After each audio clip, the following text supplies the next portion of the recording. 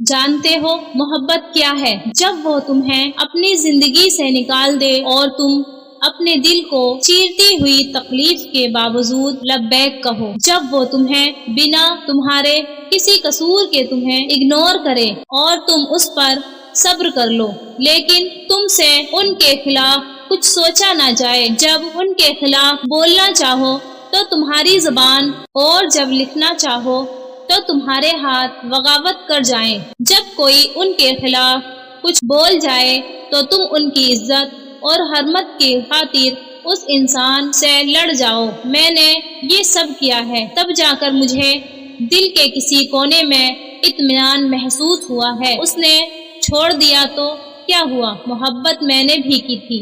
मोहब्बत के कुछ तकाजे होते हैं।